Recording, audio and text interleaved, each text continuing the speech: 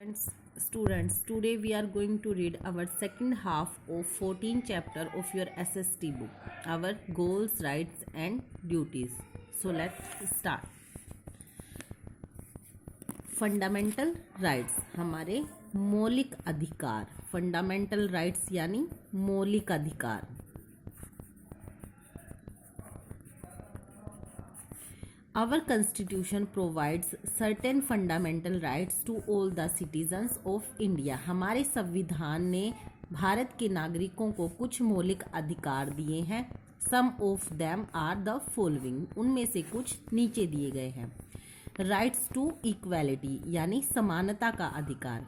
Everyone is equal whether rich, poor or belonging to any religion.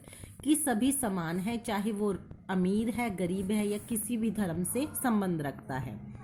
Right to freedom of speech, बोलने का अधिकार. Every citizen has the right to express his or her views और ideas.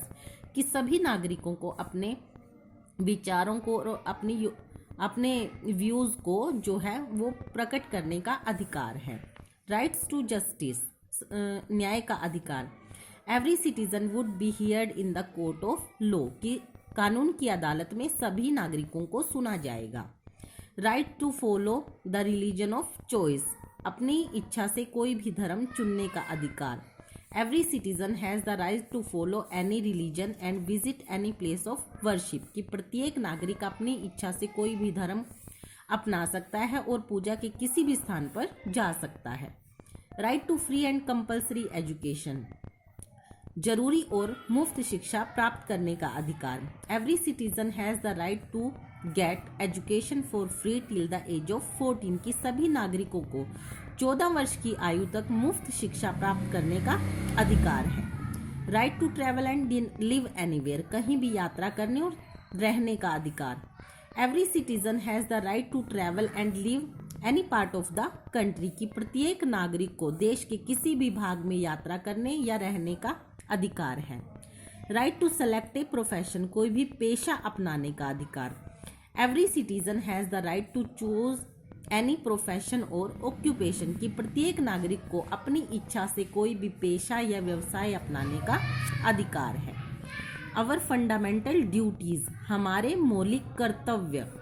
When we have rights, जब हमें अधिकार मिलते हैं, we also have duties, हमें कर्तव्य भी निभाने पड़ते हैं. We must do our duties properly, हमें हमारे कर्तव्यों को अच्छे से करना चाहिए. Some of the fundamental duties are, कुछ हमारे मौलिक कर्तव्य हैं वो इस प्रकार हैं. We must pay our taxes, हमें अपने कर जो हैं वो चुकाने चाहिए. We must follow the law of the country, कि हमें अपने देश के कानून का पालन करना चाहिए. We must protect the unity of our country, हमें हमारे देश की सुरक्षा हमारे देश की एकता की सुरक्षा करनी चाहिए. We must respect our national flag and national anthem, हमें हमारे राष्ट्रीय ध्वज और राष्ट्रीय गान का सम्मान करना चाहिए. We must protect our heritage, heritage यानी विरासत, हमें हमारी विरासत जो हमें पूर्वजों से मिली है उसकी सुरक्षा करनी चाहिए. We must avoid any act of violence, हमें हिंसा का किसी भी तरीके का काम नहीं करना चाहिए, किसी भी प्रकार की हिंसा नहीं करनी चाहिए. We must protect the public property like roads, buildings, railways, bridge etcetera, कि हमें हमारी पब्लिक प्रॉपर्टी जो कि जनता की प्रॉपर्टी है, जनता की संपत्ति है, जैसे रोड्स, बिल्डिंग्स, सड़कें, इमारतें, रेलवे और पुल इत्यादि हैं, उनकी रक्षा करनी चाहिए. We must protect and maintain national environment, हमें हमारे राष्ट्रीय वातावरण को सुरक्षित और बनाए रखना चाहिए. डायरेक्टिव प्रिंसिपल यानी नीति निर्देशक सिद्धांत. Our constitutions lay down certain guidelines for the government to follow for the welfare of the people, कि हमारे संविधान ने सरकार के लिए कुछ ऐसी गाइडलाइन जारी की है जिसको मानकर वो देश के लोगों की भलाई के लिए काम करते हैं. Some important guidelines are given here, कुछ ज़रूरी गाइडलाइंस जो हैं वो नीचे दी गई है.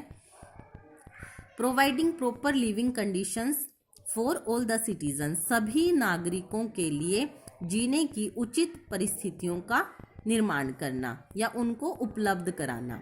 प्रोवाइडिंग वर्क फॉर एवरीवन, सभी के लिए काम उपलब्ध कराना। Ensuring that some people do not become rich by exploiting others, यह ध्यान रखना कि कुछ लोग दूसरों का शोषण करके ज़्यादा अमीर तो नहीं हो रहे हैं।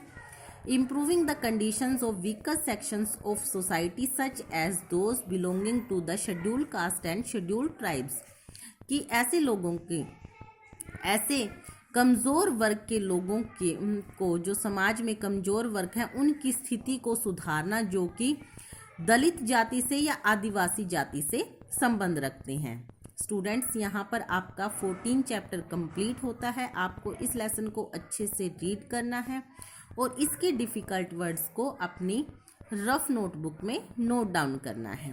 Thank you.